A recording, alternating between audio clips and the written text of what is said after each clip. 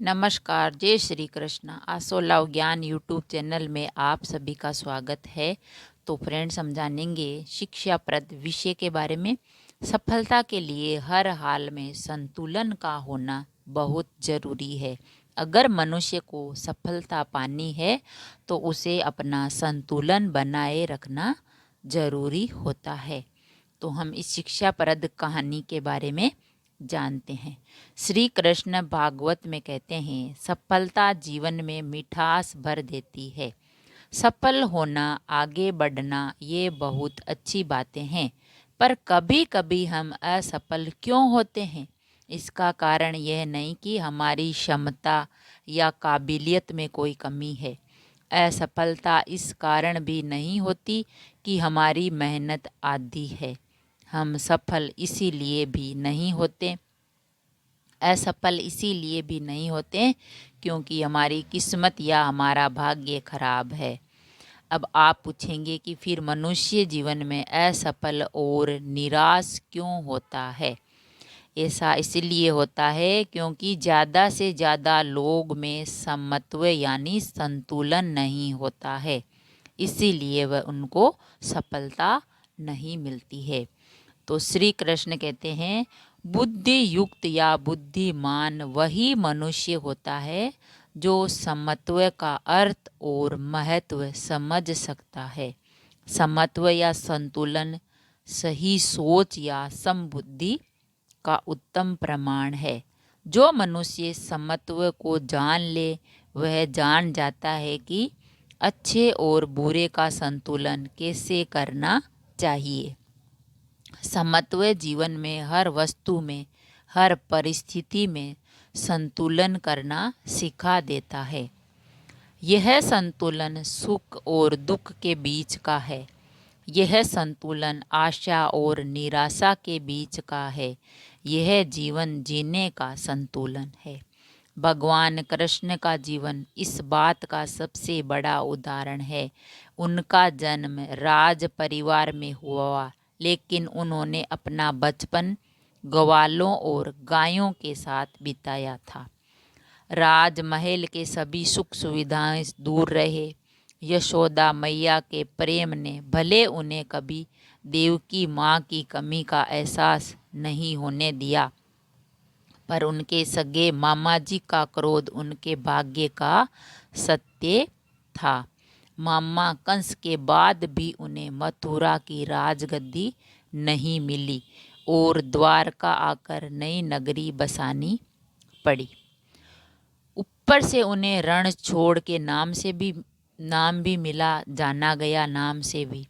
पर क्या कभी कान्हा का मुंह इन दुखों से मलिन हुआ? क्या इन संकेतों के कारण कभी उनकी बांसुरी की धुन की मिठास कम हुई? नहीं, उनका संगीत उतना ही मधुर रहा और उनके मुंह पर हमेशा मिठाई सी आनंदमयी हंसी खिलती रही। इस कारण यह नहीं कि वह भगवान थे, इसका केवल एक ही कारण है, समत्व या संतुलन। भगवान कृष्ण ने कभी अपनी आपदाओं या समस्याओं को अपने मन पर हावी नहीं होने दिया। उनका समत्व कंस का भेजा हुआ बड़े से बड़ा राक्षस और असुर भी डगमगा नहीं सका और इस समत्व से वह अपना कर्म करने में सफल हुए। जब शांत मन से अपनी परेशानियों को देखेंगे तभी तो उनके समाधान का असरदार उपाय सोच पाएंगे। समत्व से किया गया हर कर्म सफल होता है क्योंकि यह कर्म शांति और बुद्धि से किया जाता है, न कि आतुरता या जल्दी में। इसीलिए जीवन में सफलता का परिणाम और आदर दोनों ही समत्व है। समत्व ही एकमात्र ऐसी वस्तु है जो आपको सफलता में भी कर्म करते रहने का असफलता में भी आपको कर्म करते रहने का प्रोत्साहन देती है। जब आप असफलता के बाद भी कर्म में लगे रहे, जब आप असफलता के बाद भी अपने लक्ष्य के मार्ग से न हटे, तभी तो आप निष्काम कर्म के मार्ग पर चलना शुरू करते हैं। जब असफलता में भी आपका समत्व ना खोए, तभी आप अपनी गलतियों से सीखने का और उन्हें सुधारने का साहस दिखा सकते हैं। इसीलिए तो भगवान कृष्ण श्लोक में कहते हैं कि समत्व से ही निष्काम कर्म उत्पन्न हो सकता है। समत्व से ही कर्म में कुशलता आ सकती है, और जब कर्म में कुशलता हो और कर्म निष्काम हो तो वह कर्म अपने आप ही सफल होगा। तो फ्रेंड्स, हमने जाना सफलता के लिए हर हाल में संतुलन का होना जरूरी है। तो श्री कृष्ण भगवान ने अपने समत्व और अपने कर्म से असफलता का सामना किया और अपने संतुलन को बनाए रखा। इसीलिए वह सब कार्य में जो सफल हुए, और उन्होंने अपना संतुलन नहीं खोने दिया। इसीलिए हर व्यक्ति को अगर सफलता हासिल करनी है तो अपने संतुलन को बनाए रखना होगा। यह व्यक्ति के जीवन और अंतर्मन पर ही आधारित होता है। अब जब श्री कृष्ण भगवान में इतना दुख पड़ा, उसको वहाँ से कंस के मामा डर से